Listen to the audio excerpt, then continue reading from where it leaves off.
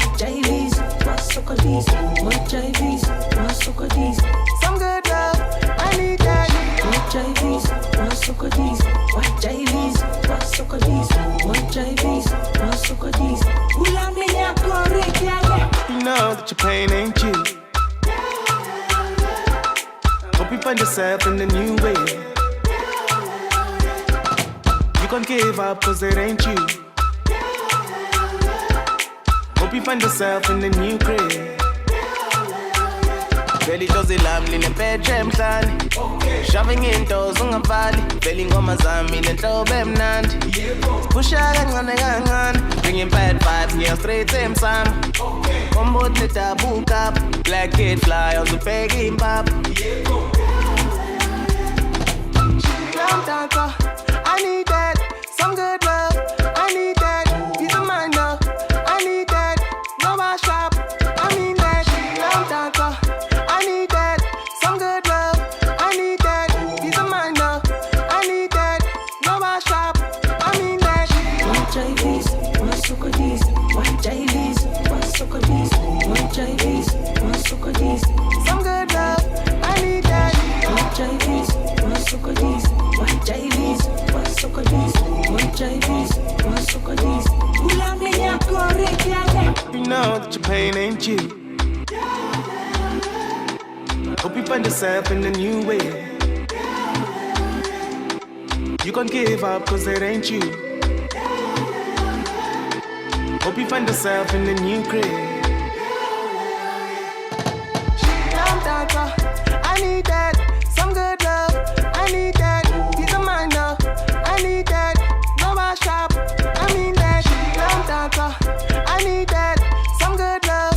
I need that. Peace of mind now. I need that. Rubber shop. I mean that. What JVs? What Socodies? What JVs? What Socodies? What JVs? What Socodies? Some good love. I need that. What JVs? What Socodies? What JVs? What Socodies? What JVs? What Socodies? What JVs? What JVs? What Socodies? What JVs? What Socodies? I need that. What JVs? What JVs? What Socodies? What JVs? What Socodies? And welcome everybody. This is Roots to Grooves. I'm Jesse. Sitting right to my left is Jay Purcell, the founder of Signl Radio. Also here is Muzi. Is a very special episode today of Roots to Grooves. So we are excited. Thank you for being here, Muzi. What's up, Jay? Hey, how you doing? How's everyone doing? Fantastic. We're doing great. It's very early here. I'm not usually awake at this time of the day. It's 10 or 11 a.m. Seattle time. How's it for you, Muzi? It's 8 o'clock here at night. So at night. Yeah. When's bedtime for Muzi? Oh, like 2 a.m., bro. Like I start creating at like 10. Okay. I like creating at night, so I'll start creating at 10, and then like probably like 2 or 3 I'll go to sleep. But yeah, let's get into it. So Muzi is a great artist hailing out of South Africa, doing mixing up urban music, electronic music, and some more local to South Africa type stuff like Muscanti, is it called, or Kwaito? Yeah, Kwaito. Very cool. Yeah. Kwaito. Yeah. Awesome. We've been trying to get some of these pronunciations of these new words. It's all good, man. I'll help y'all. Okay, help us out, please. We're here to learn. We're here to grow. So where are you at right now? Are you in Johannesburg? Or? Yeah. I stay in Johannesburg. Yeah. Is in Johannesburg that they still have that spaceship that was that's sitting over the city in that one movie? On District 9. Have you seen District 9? Terrible. Yeah, I have. Nah, nobody's seen. We survived. Hey, that's a good movie. Okay, good. I'm glad. But yeah, give us a bit of an overview, like maybe for the listeners, like, you know, how many releases you've had out, like kind of like how would you describe yourself? Yeah, talk to us about Muzi. What have you? Oh man, what have you done? What have you achieved? Where do I even start? Like okay, albums, like releases. I have 4 albums out, and I have 2 EPs out and like some singles in between that. Like I think my catalog now is like at 70 something songs, which is cool. Like in the last 5 years, I think 5-6 years. So I've been releasing like almost every year. If it's not an album, it's an EP. And the music itself is like, I don't know how to describe it, man. If I'm being honest, like it's just like feeling based more than anything else. And I guess me taking stuff from like what I heard when I was growing up, and then like obviously mixing it up and trying to make it sound like me. Yeah, but the music really is like, I guess it's for whoever's listening, like they can tell me what it is. I'm just like creating it.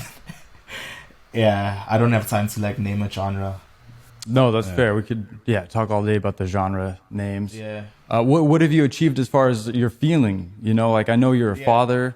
You've played huge music festivals, so your music is out there. You're kind of representing South Africa, especially in your own kind of niche genre. How does that feel? It feels great, man, because like I guess I'm not really doing. I'm just like trying to express myself more than anything, and like as much as that sounds like purist, I guess that's why I fell in love with music. Like I saw it as like this like really pure thing, and because it helps me heal, like I have to constantly like go with my feeling, you know. So I don't really I don't know, like when with me achieving everything, it's like it's always wild to me because I'm like, oh, I'm just making what I think sounds good, and then when I start finding out that other people think it's good too, then that's always like just, I don't know, it always surprises me. So all the things that I've done, like whether like headlining festivals or playing at big festivals and stuff, like I don't know, I'm always just like grateful for that, because I'm not really following anyone, so it's like just carving my own lane, doing my own thing. Yeah. So do you mind taking us back to your early years, your childhood? Like where did you actually grow up? Because it wasn't Johannesburg, right? Yeah, no, it wasn't. It was yeah, Swaziland, is that right? No. Am I pronouncing that right? No, you're pronouncing that right, but it wasn't in Swaziland. It's close to Swaziland though. It's in a province in South Africa called KwaZulu-Natal. I grew up in a place called Empangeni, which is like, so it's like northern, like East Coast, so it's by the ocean. And like, yeah, like life there was just like, I don't know, I had nothing to do besides academics, you know. It's a small city, it's a small town, I mean, and there was not really much to do besides that and like skateboard. So I got into music quite early, like even before I made it. Like my brother was making music, and my family used to like play a lot of different genres at home. So I guess that's when I kind of got it from my family, just like growing up as the youngest kid of 5, and yeah, like just absorbing everything that was in my environments at the time. And yeah, it was just like super humble beginnings, like poor background, but my mom, I don't know, she gave me the gift of music. You know, she used to play a lot of different music, and that thing, it used to always feel like I was escaping when I listened to music, and I kind of fell in love with that sort of healing components of it. And yeah, shit. That's great. What? That's really cool. So, what kind of music is your mom playing? What age are you in? Like from 8 to 10? Oh snap! So I'm probably like around about like 7, 8, like where I guess I'm starting to like songs, because before you're just hearing what everyone else is playing and you're not really having your own taste. But I guess I started developing then. She used to play a lot of like opera music, gospel music, and like R&B, but everyone in my family had like different tastes. So my dad played electronic music a lot, like played a lot of dance music, a lot of Daft Punk, and my brothers played a lot of hip hop. So I was just like ingesting all of these things as like music. I wasn't thinking of it as like genres or whatnot, because I didn't know what genre I was listening to at the time. But I guess that's when it all like starts being something that I'm falling in love with, where I'm also hearing all the connecting dots between these different genres, so I'm not hearing them as a separate thing. And yeah, like my brothers used to play hip hop, like a lot of rock and roll, like alternative rock, like Coldplay, Linkin Park, and yeah, all of it was just like exciting to me, especially the stuff that felt like it wasn't the same, you know. Yeah. Yeah. So not to age you or say your age, but what kind of years are we talking about? Like when you're listening to this music growing up, like is it early 2000s or? No. It's mid 90s. So I'm born in 91. I'm born in 91. Okay. So like I grew up in the 90s, like were like my childhood years, and so that's when I'm hearing that. And then when the 2000s come in, that's when like I start trying it myself. So when I was 11, I started like writing lyrics myself, trying to see if I could make a song.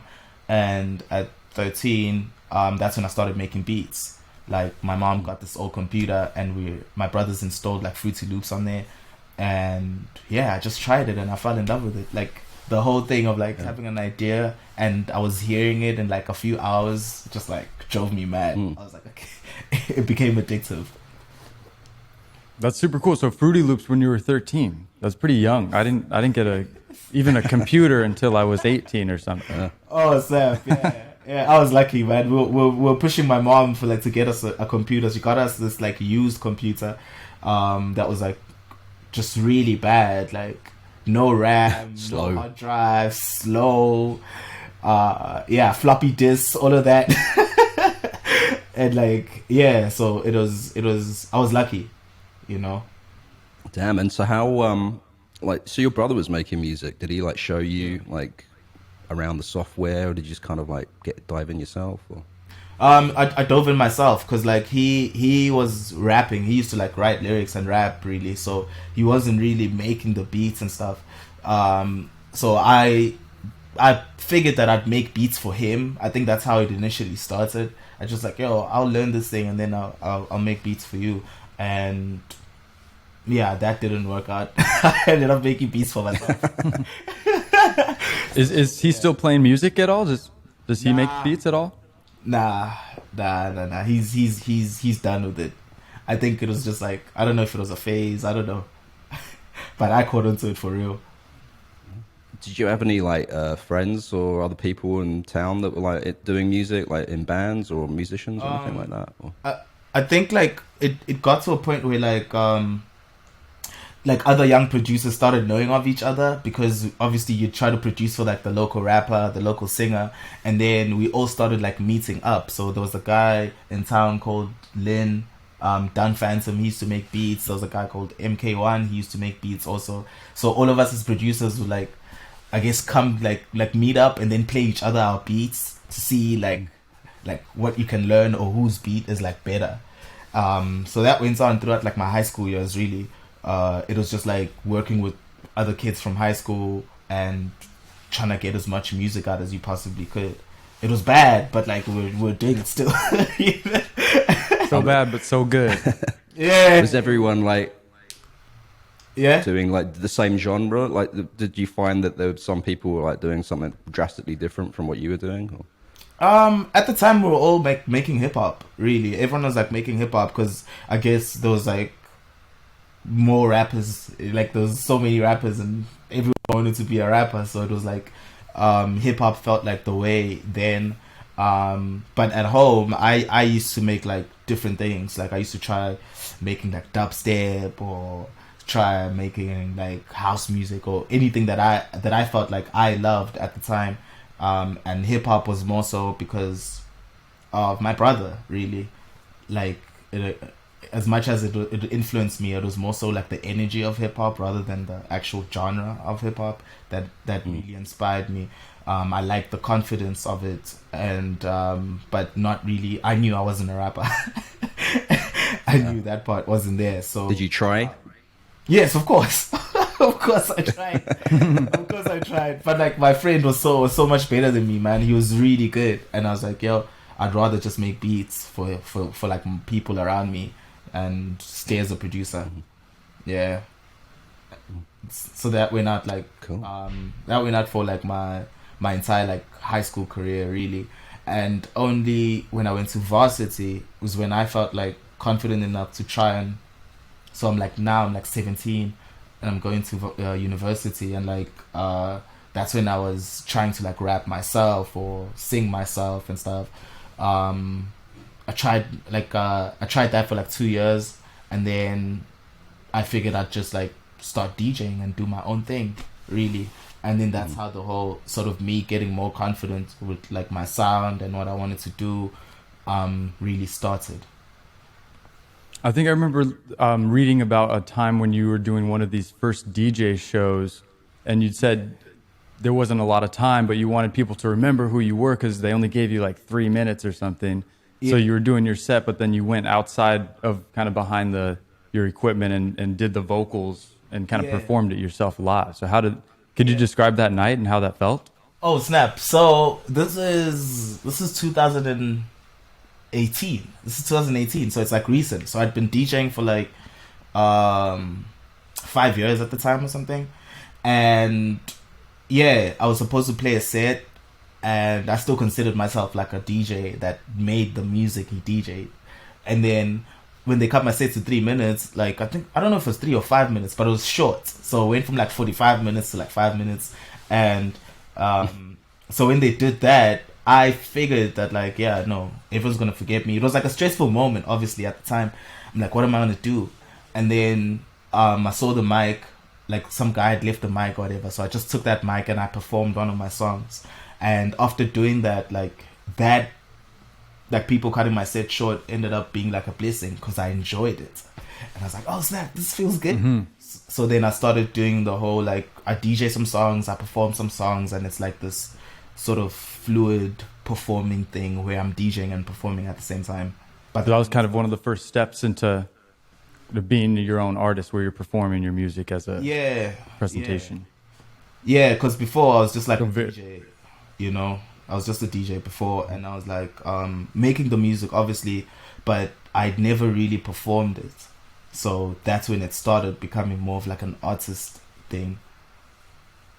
So that was kind of the seed, the catalyst that led you in the next coming weeks. How long did it take you to start building another project where you're like, I want to be the vocalist and I want to perform this out as a artist? I think because the music that I was making, I was already doing vocals on it. I just wasn't performing it. So it felt supernatural for me, where after I liked performing it, I was like, oh man, I'll just do that every time I'm performing. And then exactly. But now obviously it's like there's like the technicalities of it were a bit like, took a bit of getting used to. I mean, I'm DJing, I'm leaving the track playing, I'm going and I'm performing. It's very like risky. Anything could happen. And it's like, for me, I just like that adrenaline. I like that thing of feeling like I'm gonna fuck up. You could at any moment, but everybody in that room is experiencing that same moment. So it's very cool. Yeah, so it always feels like it has a very like exciting, on the edge feeling about it, because sometimes I'll forget. I'm like, oh snap, the track is about to end or whatever, so I can't perform the whole song. I need to go back and mix in the next song. But that whole sort of back and forth thing for me is something that I really, really love, and I've never seen anyone else do it. So I guess it is what it is. And what gear are you using on stage to do all this? Is it like a tractor or something? Or like Ableton? Tractor and a microphone, and then super simple setup. Man. Like I sometimes have visuals and stuff, but like for the most part, I just like the rawness of like that thing. It's why I don't have like I don't work with a band or anything like that, because that would mean that I'd have to rehearse so much, make it so perfect that I have no room to improvise. I have no room to read a crowd. I have no room to have fun. Everything is like rehearsed to the T. So for me, it's always just like, oh, what am I gonna play today? Oh, okay, I'll figure it out, you know. And that's how I treat every gig. That's how I treat every performance. It's like, I gotta have fun. Cool. So from this kind of transition that we're talking about, from the DJ Muzi to the artist Muzi, what are you thinking about in terms of how you want to like market yourself as far as image and brand? Are you starting to think about that stuff? what you're wearing and how you're presenting yourself. I don't know if you were online at this time, but to the public. Yeah, I think by the time, like, because that's the time when Afrovision dropped, and Afrovision, I guess, is the album that like sort of opened up like the market for me, especially here at home, and abroad. But like I got on a lot of people's radar because of that album, and by that time, I mean, when this album drops, I'm 27. Like, I already knew myself, so I never really thought of myself as like, from a brand or marketing perspective. I've always just like, I'll be myself, especially I think then like Instagram was booming and like everyone just felt perfect, and I don't like perfect, everyone felt like too clean and all these clothes that I can't afford and all of these things, and it's like, for me, I wanted my form of inspiration to be like the most like basic human one, just like, oh yeah, this guy is being himself and that's enough. I never wanted it to be like something that stood out or like this master plan of how I should look or whatever. I just post what I like. And yeah, and I guess that worked for me because the people that I sort of attracted were people that wanted that for themselves, like in their own lives, the idea of just being. So I don't want to hop around too much. We're trying to kind of go on a narrative chronological order, but I know you lived in Berlin, Germany for a little while. When was that? Yeah, so in the timeline. So in the timeline, that's 2 years before. So 2016, 2017, I was staying in Germany. And then 2018, that's when Afrovision drops. But I was back home at that time. Yeah. So and Boom Shaka had already come out at that time. Is that right? The first full length? Boom Shaka came out 2016. I was still in Berlin there. It's very like bass heavy, like just like ultra experimental bass music. And I made that in Berlin. And then I was coming back home like end of 2017 to just visit. And before I came to South Africa, I went to Kenya. And when I went to Kenya, like I got inspired by the music so much that I decided to just stop making bass music. And I was like, you know what, I'm gonna make music that feels more like home. And I'm gonna be brave. I'm gonna try my best, and I'm gonna be brave enough to do that. Because obviously my whole journey feels like just like me getting more and more confidence as I'm growing older. So I did that, and I decided to stay at home, and I didn't go back to Berlin. Like I literally left my apartment and all my stuff there. I was just like, I'm out. I was like, I'm out. No way, dude. Really? It was like the most Muzi out. Yeah, it was the most impulsive thing. And I decided to stay home. And 2018, and then when I stayed at home, that's when I created Afrovision. And 2018, I dropped Afrovision. And yeah, things changed for me. So one thing I'm like sensing is like, how important is it for you to physically be in a space like or an environment to like be influenced to create the music? Because you talked about like Berlin, like I'm assuming you went out to a lot of shows and you're experiencing a lot of like the bass heavy culture there. Like that influenced you, and like how much does like going out and doing that influence you in what you create? I guess. It helps me like a lot because I think I get to see where I fit in.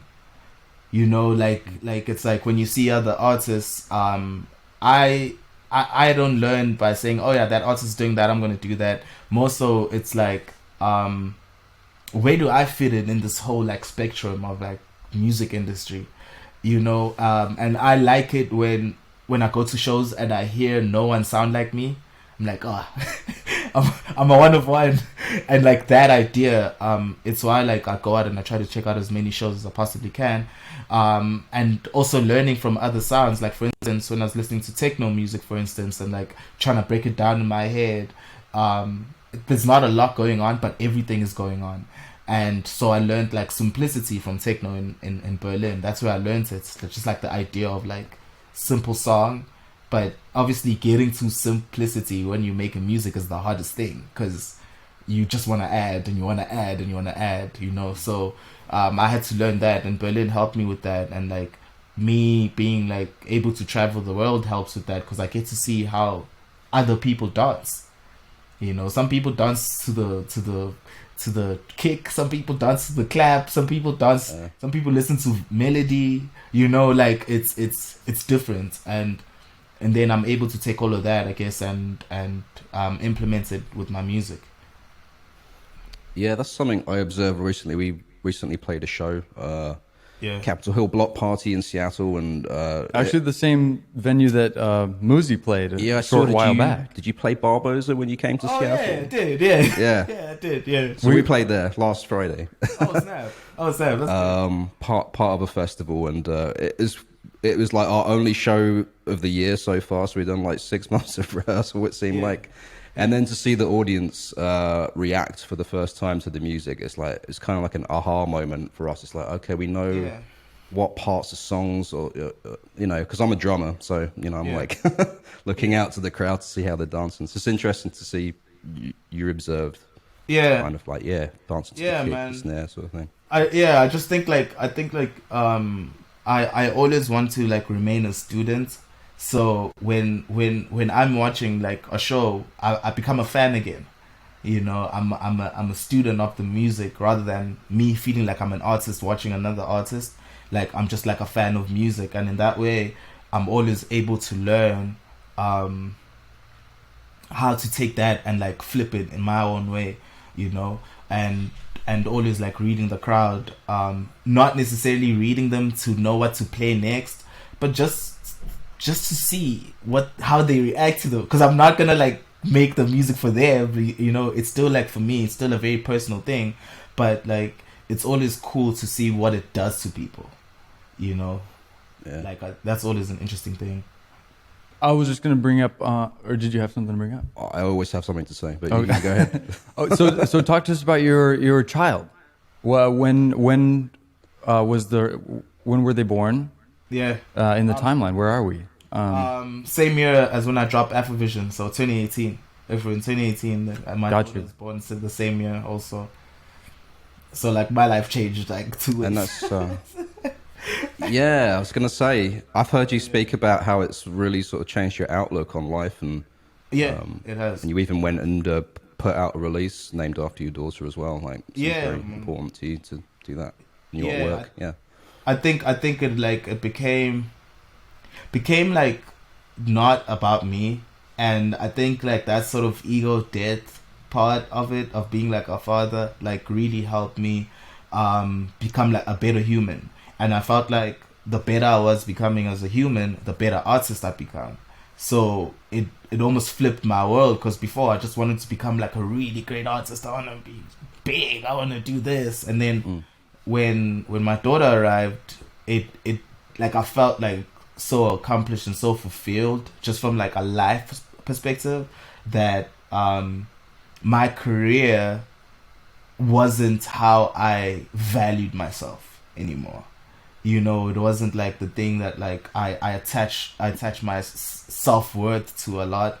It just became like my hobby, like what I really love doing. But why I'm here is like my daughter now, so that whole shift of like not being so attached to my dream, I feel like made me a better artist.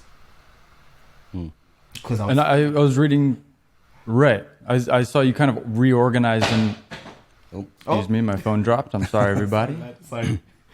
Unprofessional. I think it'll survive. But how you kind of reorganized your business. I think, I'm not sure if we use the word business, but like your structure of who's helping you, publishers, and reorganizing this in a way that is all about your daughter, essentially, rather than Muzi the artist. It became very much about like with regards to how I tour, when I tour, when I'm making music. All of that was around my time, how much time I spend with my daughter. So it's all like around her, and then the career is like on the peripheral. Even though it means so much to me, I just don't want to have the conversation of like, oh, Dad, you weren't around. That shit would like hurt me, So So I don't want that. Even though I am able to tour, I never want like her to feel like I'm not there. And so I decided to do it at the start. Like as soon as she was born, I like flipped everything towards that. So how have you like? It's cool. You've talked a lot about kind of honing your like live approach kind of thing. I'd also like kind of like to hear about the studio aspect as well a little bit, and I guess we'll talk about that first. I had a follow-up question, but yeah, do you want to sort of talk a little bit about your approach in the studio and how you go about writing material? I think I primarily like look for inspiration.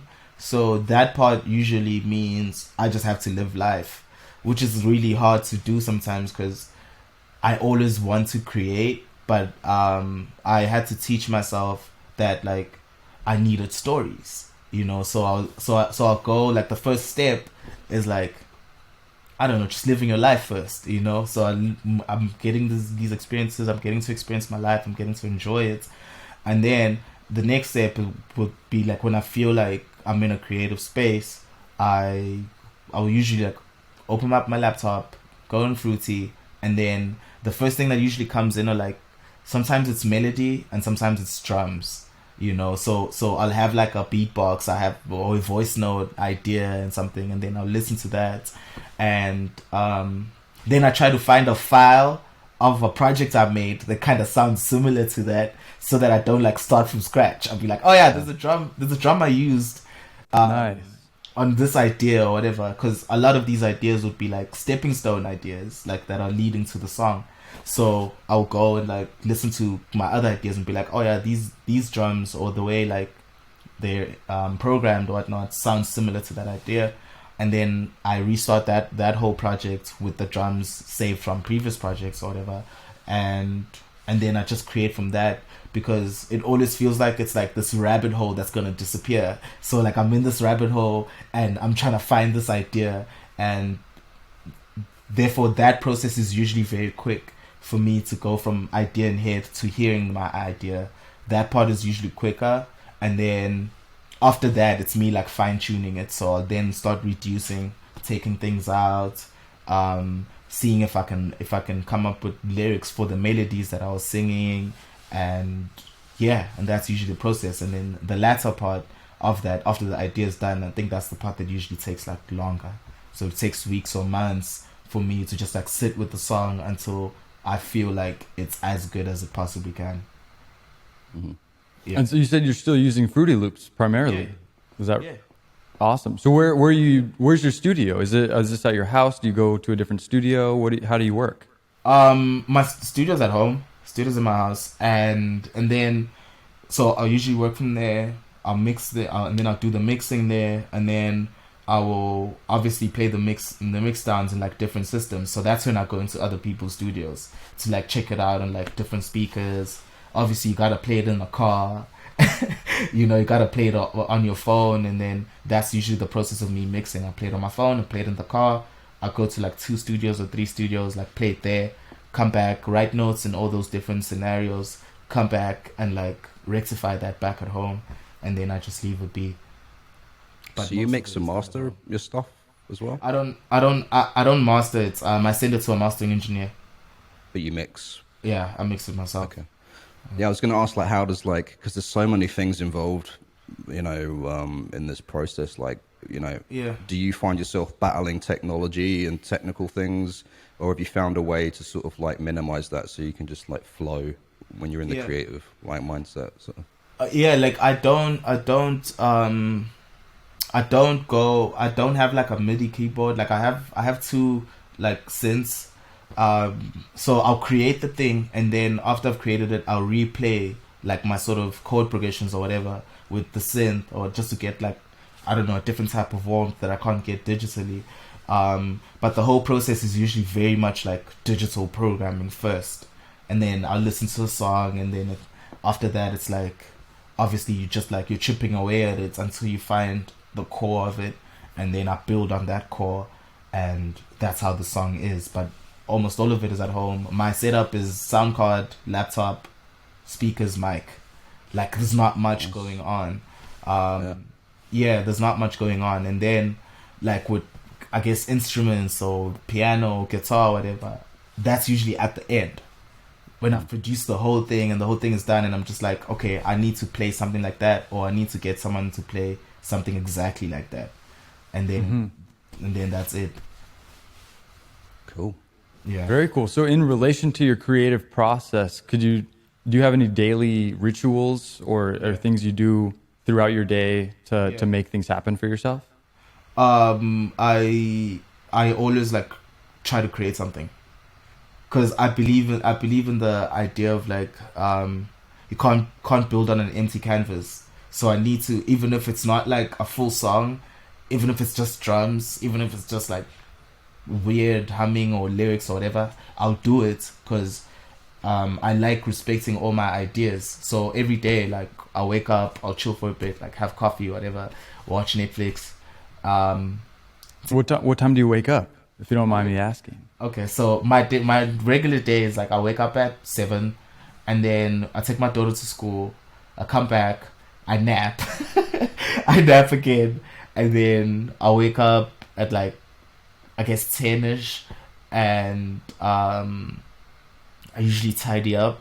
Well, if I feel like tidying up, I'll tidy up, and then I'll just sit on my computer and listen to like the most recent stuff that I've been making. So I listen to all of them, I get through them, and then sometimes when I'm hearing something that's similar, I start seeing how it sound together. So I start taking ideas from both sides, like playing around with that.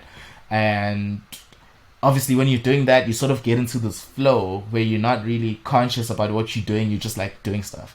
So I'll get into that, and maybe around about 1ish I'll be done, and then like go fetch my daughter from school, and then chill with her. I don't create when she's around, so like just chill with her. She's sleeping over, it's cool. If I have to take her back home, I'll take her back to her mom's, come back here, and then the rest of the night I'm creating. So I've heard you say before, like, music is your therapy.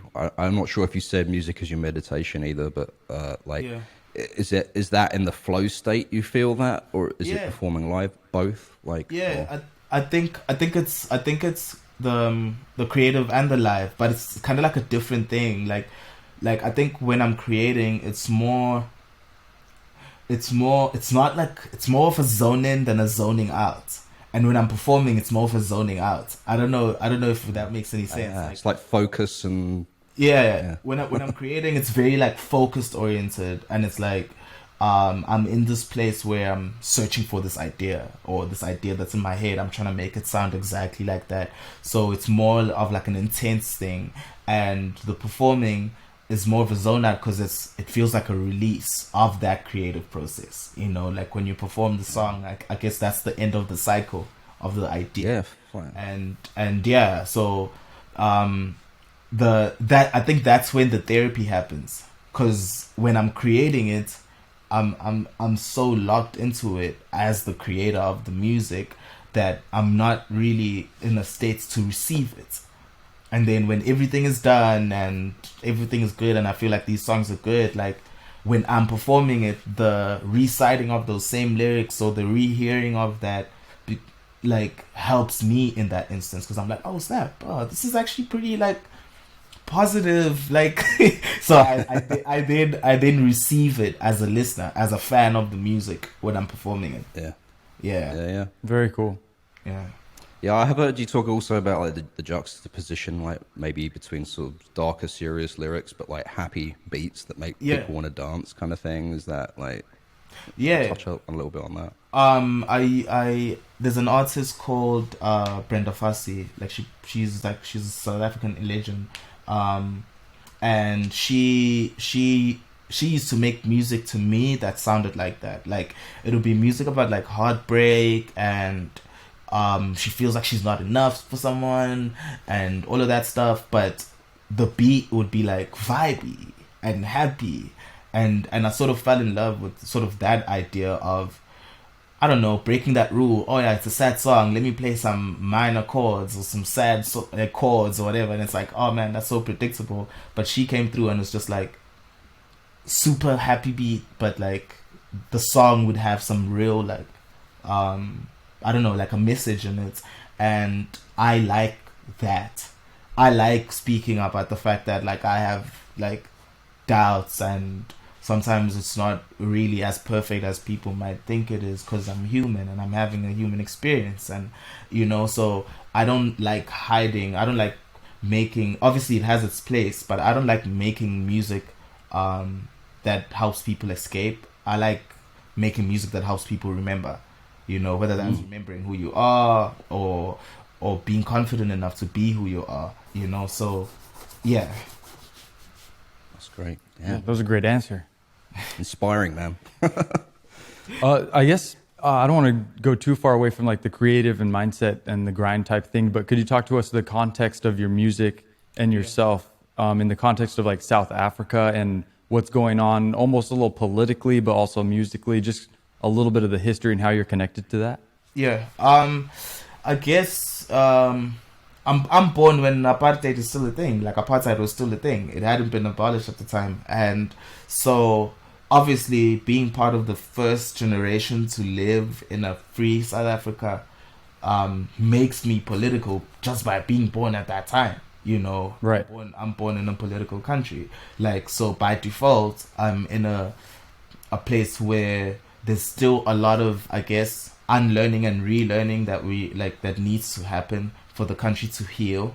So in that context, that's why I guess my music always has like maybe like a political connotation to it sometimes, like where I'm like speaking about like black love or all these things. Like it's the idea of, yo, we're new to this. It's I've looked up to so many artists that like never got a chance to, I guess, maybe tour as much as I have or go into the world as much as I have. So it kind of feels imperative that I do that I go and I'm like, yo, this is what we're doing back at home, and I'm showing everyone that. So I think even here, like, I don't make music that sounds like other artists in South Africa. It's different even at home, but I guess at home they all have the context of knowing, I guess, where I'm in, like which giants I'm standing on. So they know that they know who Brenda Fassie is. We all grew up listening to her, so they know that I look up to that, and all these other like South African artists that I look up to, even the house DJs and stuff. And I'm trying to just like take all of that and I guess show light to that in a way that maybe those artists never had a chance to, because the way it was looking from me was like, oh, this guy is as good as maybe the biggest guy in America or the biggest artist in America, but they just don't have the same platform or the same infrastructure to get there.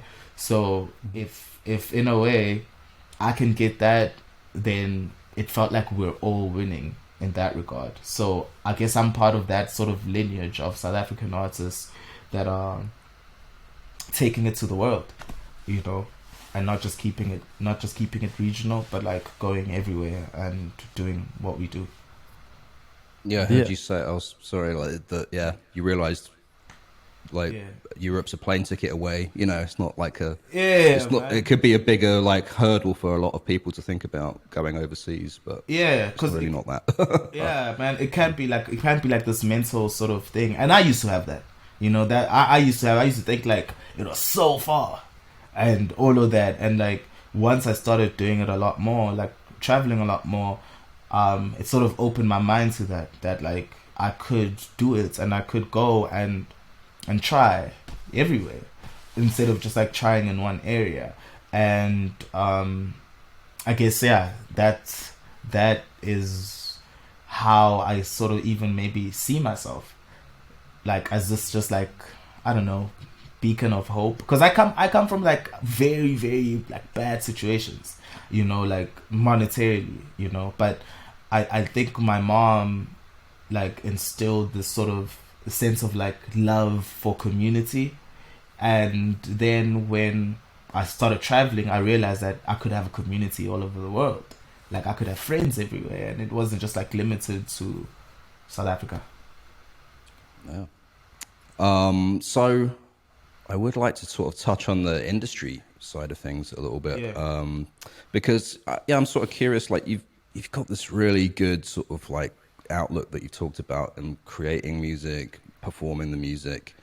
But like, at what point did like the industry and the business side of it come into play? When did you start thinking about that side of things, and how did that progress for you? So when I was younger, so I'm going a little bit back on the timeline. So when I'm going to university, like 17, 18 years old, when I was like trying to record and trying to rap and all that stuff, I also started producing for a lot of artists like that were big in the country, right? And obviously that didn't go well. I was like a young kid. You find yourself with like weird contracts. Or you find yourself there's no credit, no contract, nothing, but you made the song. So now it's like you versus the machine, Oh. It's your word versus like someone that's big. So when that happened, I knew. Do you think that happened on purpose? Sorry. I know. I just think that not enough information is shared in the music industry.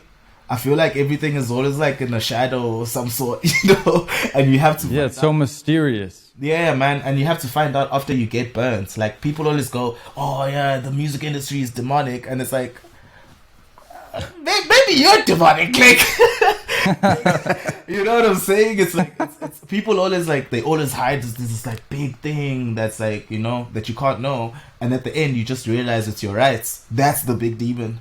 Is your rights. If you know about rights and all different types of rights, and you know your power and you know your leverage, then you become like a different type of artist, because you're not really an artist that's waiting for a put on. So I think after I got burnt the first time, I learned that like I needed to read as much as I could about the music industry and the music business, and I did that. Like I've been doing that ever since, really. I read up on almost every article that's out about anything that's new, whether that was when Spotify started or whatever. Like I always try to read up and know what industry I'm in, because it's all good when people go, I just want to make music, but that's not true. That's a good point.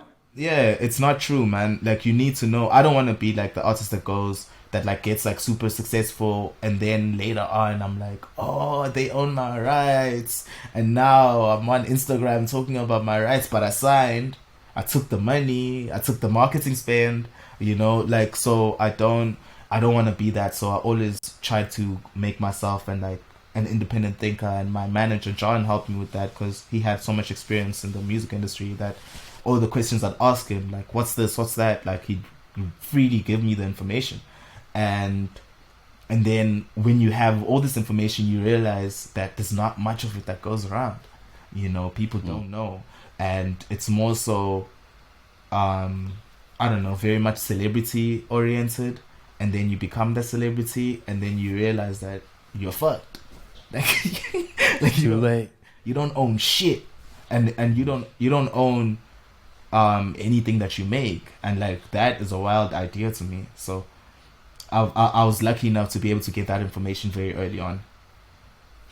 What do you like? Yeah, because like you say, there's like, it seems like to me there's a lot of stuff that needs to happen on the industry music side of things. Yeah. From everything like rights and all that sort of stuff. But like, I guess like a few questions like, why do you think it's so mysterious? And is there a way to demystify it? Are there specific things that like every artist could or should be doing, like as basic foundation, like to build their career? Like, I think it's like I think it sucks that like the artist is usually ends up not owning anything that they make, and like putting their hearts into something that they end up not making. But like, I guess that's how the industry is. They need to own your rights and leverage them and like market them, knowing that they're marketing something that they own, so they exploit it really well because they own it. I get that, but I get that if I was a robot, but I'm not that, and it's I guess the the mystery, like making it like a mystery part, helps labels, helps people make money, you know. But it helps everyone but the artist, you know. It almost feels like everyone always knows. Like when you watch these music movies, like of like music like artists from back in the day, it always felt like everyone knew besides them, you know. And I just don't want to be that. So it is important to know about your master rights so that you know what you're getting yourself into. If you want to sign them away, that's cool. If you want to license them, that's cool too. But like at least know what you're getting yourself into, you know, because I think that's the thing that usually hurts a lot of artists. A lot of artists will like end up having been super successful, having a lot of money, but you're not feeling fulfilled because you have nothing to show for it, really. I can't take my music and give it to my daughter when I don't want to work anymore. Imagine that. That's crazy. You know. So yeah. And I like how you're touching on reading. Is there anything you could shout out? Any good books or particular articles or even websites where there's a lot of good information that you use? There's a book called, I think it's called All You Need to Know About the Music Industry, or Everything You Need to Know About the Music Industry. It's like a thick book, but like they update it every year, and like it pretty much touches on everything that has to do with this, like your different rights, different types of licensing, marketing, what that means, all of that. So there's that, but the real thing for me is I watch interviews also. I watch a lot of artists, you know, and I like study it, and I'm like, when people talk about, I guess, when they talk about what happened with their deals and their rights or whatever, like I always learn from that, because the idea for me is always like, if they can do it to that artist, they will definitely do it to me. So I need to know that, and I need to like protect myself from those things, because I want to own like my rights, you know. I wanna always have ownership of that. And even though that's like a harder way, I guess, I don't know. At least everyone that plays me know that they're supporting me. Yeah. Well, also in this day and age, right? Like, it's kind of harder and harder to, you know, have a label work for you, you know, or get signed to a label. Like, pretty much everyone has to start themselves doing everything, maybe get some help along like later down the road kind of thing. But yeah, that's why I feel like it's more important to get that info like now for every artist, right? Like, yeah man, because it's like down the road could also mean that like you stop doing what you love so much because of the industry, because of like your lack of knowledge. Obviously they like, if someone that makes money from rights doesn't want you to know that they make money from rights, it's simple. It's business, you know. It's the business thing, the cutthroat thing. So obviously they wouldn't let you know that that's how they make their money. You know, when they move all these rights around and they sell them to the hedge fund companies and all of that, and they make so much money, you know, and you're stuck there like, oh yeah, that's my song, but it doesn't matter. You know, so the learning part of it is crucial, man. And like labels still sign people, but obviously sometimes it feels like it's never really good for the artist, unless if it's a huge artist that has big leverage or whatever. But if you're it's rare to find like people that will actually like take your work and push it the way they say they're gonna push it. And the only way to find that out is when you're actually in it. So learn by doing, like. And do you have a publishing deal though, right? Did you get that early on as well, and that was maybe better than a record deal, like? I think because it's licensing, and like they get, I liked that idea of me licensing it to them. They exploit it for a month, like a period of time, and I get my shit back. And the cool thing was that like I then used the money I was getting from that to then not have to sell my master rights. So one part is a part that I always own, and the other part we were lucky enough that we got that first before a recording deal, but that helped me like get into ads and do all of that. So I was making like money and I didn't need to get a deal because I just use that money to like market myself, use that money to do my own shows, use that money to make merchandise and stuff. And it sort of, then that gave me like, I don't know, a bit more room to just like play around with ideas, because there's no like real like A&R shouting down my ear, this is what I want, this is what you need to make. It could be pure the way that I always wanted it to be. So I did that. Yeah, I got the deal 2015 or something, and yeah, we've had a great relationship with them, BMG Chrysalis in London, and yeah, it's just been great. And then on my right side, I guess I've been just getting like distribution deals, or marketing and distribution, or licensing. So I've been playing around in those tiers, and obviously with every deal you recoup, and after that, like you, with the marketing spend that they give you, you recoup that, and then obviously that puts you in a better place.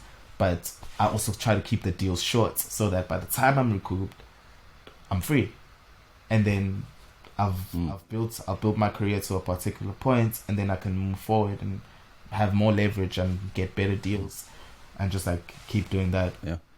And did these opportunities happen like through your own networking, or do you have like a team of people helping you out? I know you have a manager, John. You mentioned. Yeah, I have a team, man. Like I have John, my manager. I have Sim, who like she's like our like she does our PR. I have Darren, who's my lawyer. I have an accountant. So the whole thing is just like, I run the whole thing like it's a label, but for one person. I run it like that. So it's like you find out maybe who Sony or who Universal is using for like particular PR for like maybe alternative acts. Then you get that PR person and you try to like, so it's like I'm looking, I'm studying, and I'm copying what the big guys do, what the big labels do. And then so no, it's not just one man. Like it's a whole team of people that help me. Well, there's a few like, because I'm always interested in like, you know, artist perspective on each sort of facet of the industry. We've talked greatly now about like the studio, the live, the industry. I think there's two other areas that I'm interested in knowing your sort of perspective on, and that's like self-marketing, social media, and brand deals, because I know that's like another sort of aspect for an artist beyond the rights, beyond the shows of bringing in sort of finances, is like collabs with like Vans and Nando's that I know you've done and stuff like that. Right? So like, I mean, what's your perspective on the brand deals side of things, like your outlook on that? I guess with that, like with the brand deals, it's I always try to get aligned with like people that sort of have a similar vision to like what I'm doing. So for instance, like Vans is like great because I also like skateboard. I've been doing that for a while, and I only wear Vans even without the sort of like endorsement deal. Like I always used to wear Vans anyways, so that was just like a perfect fit. And with if you don't mind me jumping in, how did that connection happen between you and Vans? So I found out where the office was and I set up a meeting. Old school. Wow. Simple, okay. Just walk through the door. I found out where they were. I called them. I told them who I was. I wrote a proposal and I set up a meeting. And then we met them and they liked what they heard. But that was here in South Africa. And then so I was working with the South African Vans for like 3 years before US Vans picked up on me. And then now it's with both of them. It's with like Vans worldwide. So that grew that way. The Nando's thing, Nando's found me on SoundCloud in 2011 or 2012 or something. And they liked the music, and because they collect art, right? It's not just like all the art that you see in Nando's like spots is like their own, and like they support a lot of African artists through buying their art, and they wanted to go from visual arts into music. So they used me and Stormzy as the guinea pigs of that. So we did that, and that was great. but that's how that thing happened. That was through SoundCloud. And with the other sort of brand deals, I guess, with the money that I was making from, like, I guess, making ads and doing, like, getting sing stuff, I would take that money and do shows, right? And I'd do, like, free shows for people, and those shows would, like, be, like, hectically packed. And I guess that made me attractive to brands, because that's when I, obviously, to answer your other question, that's when I'd involve social media. So I'd take this and I'd film it and I'd drop it same day, and people would see that, oh snap, like, this guy actually has, like, some, like, level of pull. And that made me attractive to brands, because I'm not a saturated market. Like, it's just me that does this. So I guess that makes me unique in that regard, and a lot of brands just always hit me up because of that reason. Like, I don't sound like anyone. My Instagram is not like anyone's. Like, I'm just myself, and that has been my gold. I love it. Yeah. How was the Stormzy thing, by the way? You went to the UK, right? Yeah. And saw, like, some of the scene he was a part of and stuff like that. Yeah. So it was a cultural exchange, and so they took me to the UK to go see, like, grime scene and to go, like, chill with him, and he was really cool. It was really nice. And then he came to South Africa to come see my side of things and my side of life, and went to go see my mom, like, just like the whole vibe of, like, seeing, like, the culture of South Africa from my eyes, where I grew up. And so it was just like it was Nando. It was actually called Nando's Cultural Exchange. Like, it was a music exchange program, and it was amazing. It was my first time in the UK. I got to know that grime and UK rap are two different things, and all of that. It was just that interesting. Yeah. To take a step back real quick, I'm still kind of on the brand and imaging thing, is in the context of your clothes. Muzi, where do you shop? Oh man, I thrift. I love it. Yeah, I thrift a lot. I get clothes from Vans, and it's just like, if it's not from Vans, it's thrifted, really. Like, I don't know. There's a particular fit that I gotta have, and so I have, like, a particular look that kind of really resembles my dad's look. It's how I remember my dad, with, like, the hats and all of that. So man, it's and even that, I think a lot of people just, like, related to, I guess, the simplicity of that. You know, like, you can't see my money through my Instagram. You can't see my success through my Instagram. You just see me. You know, and I like That's that all we idea. want to see. Yeah, man, I like that idea. Like, one of my favorite bands is Daft Punk for that reason. It stuck to the music. It became about that. You know, and that's what I'd like for myself. We got to get you a helmet. That's the only thing you're missing. Go anonymous. Nah, man, they've already done. I wouldn't go anonymous. Like, a lot of like, black kids need to see me do this thing, you know, and, like, Oh yeah. You know, that's very true. That's a good point. yeah, they need to see me, you know, like, and I think that's why, like, I show myself. Like, I wouldn't be anonymous for anyone. But the idea of I think that's the only thing that kind of I struggle with when it comes to social media. The idea of keeping it all about music on a platform that wants you to constantly perform for the platform. You know what I'm saying? It's Instagram. You have to, or it's TikTok, and you have to do it like that. Yeah. And I just want to be known for my music, you know. So that's always, like, a constant struggle, and maybe a lot of artists, like, struggle from that thing, where social media usually ends up feeling like it's not about it's about marketing.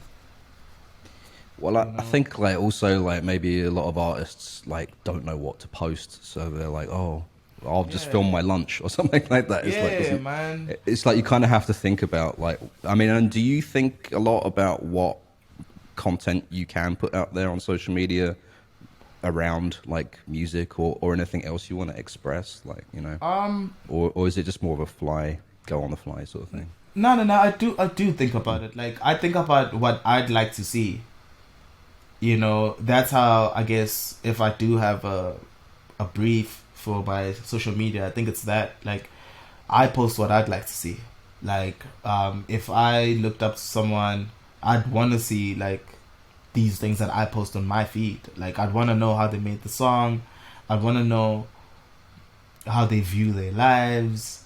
And obviously I'm a dad, so I'll post my daughter sometimes. Like, and like all of that is more so very attached to the sort of artist I'm trying to be and the sort of message I want out. You know, that like, yo, I'm living my life, and you can live your life too if you're in this community. It's all about us living our lives and living our truths, like as honestly as we possibly can. And my tool for that is music. But the idea is to, I guess, inspire people enough for them to use their own tools, their own mediums as well, you know, and just like bring some light into this shadow industry. So what's looking into the future, Muzi? What are your plans? Where do you want to go? How do you want to feel looking into the future? I made a lot of people because I recently toured in America. The whole month of June I was there, so I made a lot of really like. Yeah, we missed you. Oh man, it was really nice. But like I made a lot of good friends and I made a lot of musicians. So I think I'm opening up a bit more with regards to like collaborating with people. So I'm kind of in that process right now. I'm also creating. I don't know if it's an EP or an album or whatever. I'm just like creating a lot. Ever since I got back home. So I'm in that space right now. I'm just like living life and creating a lot. You know, I'm not in release mode as yet. So I think for the near future, it's more so like that. It's making a new album. I don't know, coming up with new ideas for like, because we also like shoot our own videos and stuff, and just like coming up with interesting ideas to just keep the ball rolling. Yeah, how involved are you with the visuals? Actually, I wanted to touch on that. You have a lot of great content out there. I direct everything that you've seen that has a Muzi name in it, like all of it. Nice. Yeah, like I get help, you know, and I also do it with my friend. But the initial idea always has to be like mine, cause of the story. Like I need to tell the story in my way. I need to tell it my way. Yeah. That's the way we want to hear it. Yeah. Yeah, man. Obviously receiving help. You know, I'm not a one-stop shop. Like I need help. So yeah. Well, awesome. Yeah. I think this has been a really great discussion. Yeah, man. It's been very inspiring. Like I say, every time we, even just through our own research, like we, you know, but like just hearing you talk about these things just adds a new level of like, I just like the outlook on each aspect of it. It's really inspiring, man. It's really amazing to hear how intimate of a look we can get from, you know, how direct from you. So it's we're really grateful for that. So thank you for being here with us. Thank you, guys. I have a question for you. Yeah, sure. Yeah, like, okay. When you're talking about like the industry, like how with that question, like how do you guys like see it? Like how, like do you feel that all artists should like know about like this master rights stuff or publishing rights? Like where do you see it with regards to how the industry, like art versus commerce? I mean, I think artists today kind of like you mentioned in some interviews and stuff, like you're a business as an artist. You're a CEO, and you got to kind of organize it like that, from your financial stuff to the creative stuff, and make sure everything's flowing correctly. And you can allocate your energy to the different aspects of your career. Yeah.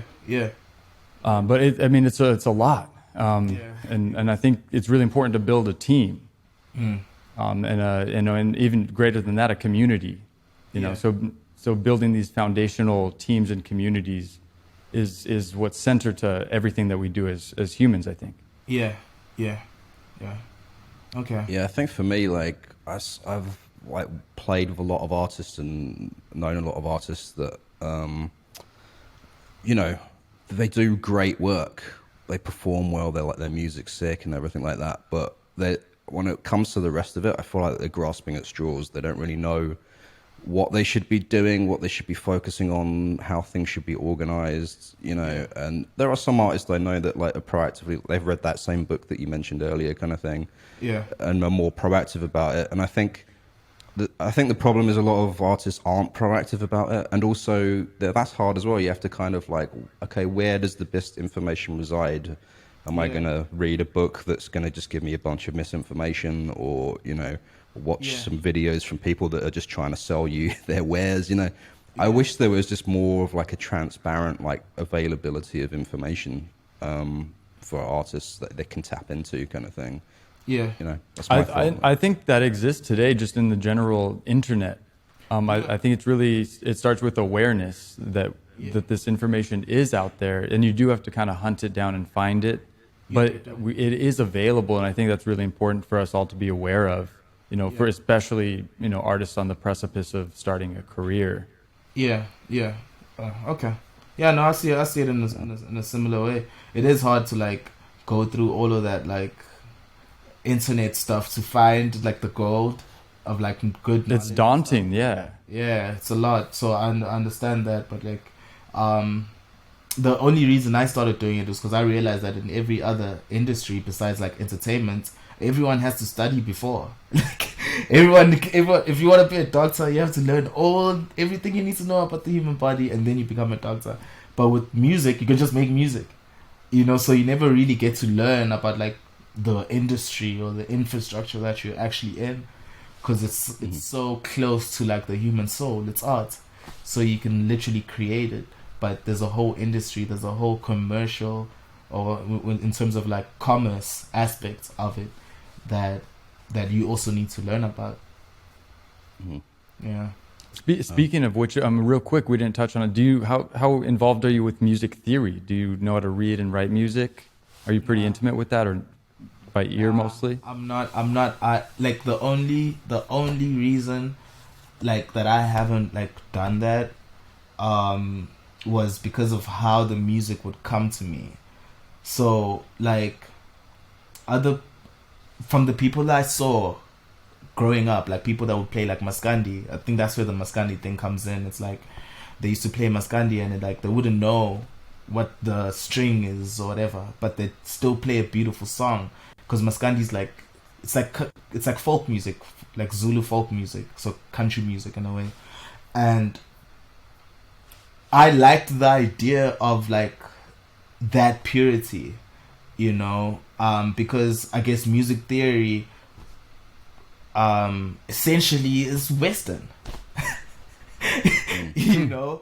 So for me, like in the way that I fell in love with music, it was more from the earth than it was from like the glamour of it or like the classroom aspects of it. So I learn as much as I possibly can, but I still struggle with learning the structural components of music, because I feel like it's gonna diminish the creativity for me. So I usually just like go off the hip every time. I'm like, my ear will know if it sounds good. That's the truth. Yeah, my ear will know if it sounds good, and I have to trust that, because that's how I fell in love with it. So I like keeping that part of it intact. Do you think there's anything you would do, maybe not theory-wise, but anything else to like progress? Do you feel like there's more that you need to learn? Yeah. With that stuff. Yeah. I think I actually want to like get like drum like lessons and stuff, and like piano lessons. But I think even after I do that, I'll still be bad at music theory. I'll know what the chord is by looking at it, you know. I'll know all of that, but like I wouldn't really be too obsessed about, I guess, what a full cycle is, or the fact that you can't maybe mix major and minor chords. Why? Yeah, right. Yeah. You know why? Like if it sounds good, it can break the rules, right? Yeah. So like my constant thing is like, I think it's that part. It's like I want to learn how to play piano so that I can like, I guess, just get better with like my chords, I guess. But for the most part, it's all in here.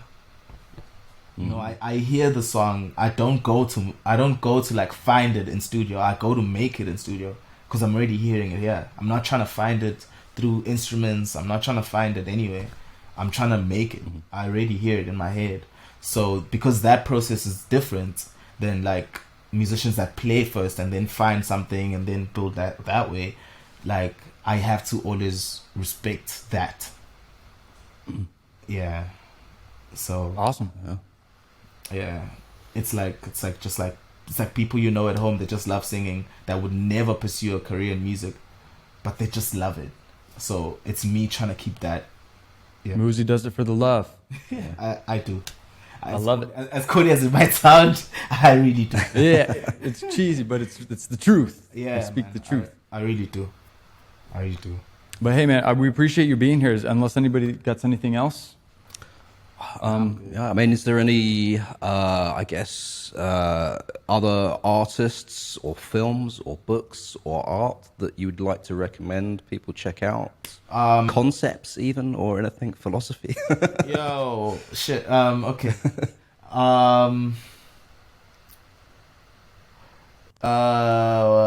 Check out an artist called Espacio Dios from South Africa. He's really good. That's a bit of nepotism because he's also like my friend, but he's really good. What else? I don't know, man. I don't know. Yeah, I don't know. I don't have anything else to say. That's all good, yeah. Yeah. Well, we thank you for being here. We're extremely grateful to Muzi. man. It was great to learn about you, and we're gonna be spinning your tracks on our show, hopefully, and in our personal lives, because you make some really cool stuff. Thank you. So thanks for being here. Before we do our little send-off, look into the camera and tell the people what you got going on in your life, your latest release, what you got, what you want them to see. I've got a song called A Day in Chicago that I dropped like a month ago. But other than that, like, you can check out my albums: Intergalactic, Signl, Afrovision, Intergalactic Instrumental, Stimulus Quigley, the EP, Mama EP, and I think like if you listen to them like chronologically, like you sort of get the whole story. Right on. Great, man. Muzi, thank you. Yeah, thanks a lot. So much. Appreciate you. Sure, you too. To all our listeners, thank you for being here. This was a really great experience. I hope you all enjoyed. If you guys have any questions for Muzi or for me or Jay, let us know. Send an email, wrap it up, spank it on the bottom to the email at Roots to Grooves at signalradio.com, SIGNL radio.com. Let's go. Thanks, everybody.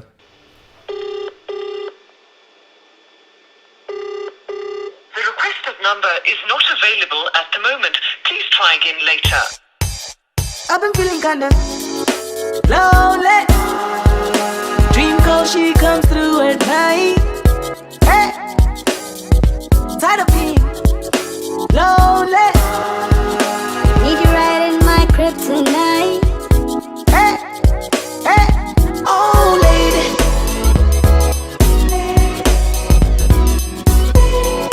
Looking for someone just like you.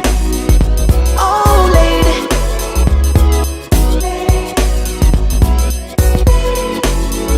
Give me the fool's love.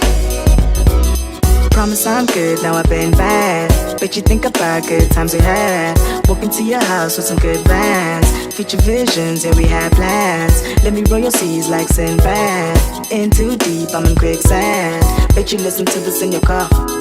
Give me a call and I'm done. I've been feeling kinda lonely. Dream call, she comes through at night. Hey, tired of being lonely. Need you right in my crib tonight. Hey, hey, oh lady.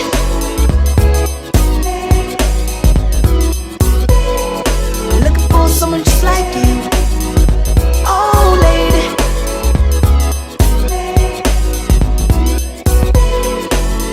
You give me the fool's love. My friends say I should let you go. My friends say so many more. You gon' never let me bring the light through. All I ever do is stress you. Your friends say don't you go back there. Your friends stay. Ain't our business, oh. Too many people in my ears now. down. Hey, Hi. how are you? I'm good. How are you? I'm okay. I just wanted to know about like our date. Like, is it? Sorry. I'm with my boyfriend right now. Can I call you later?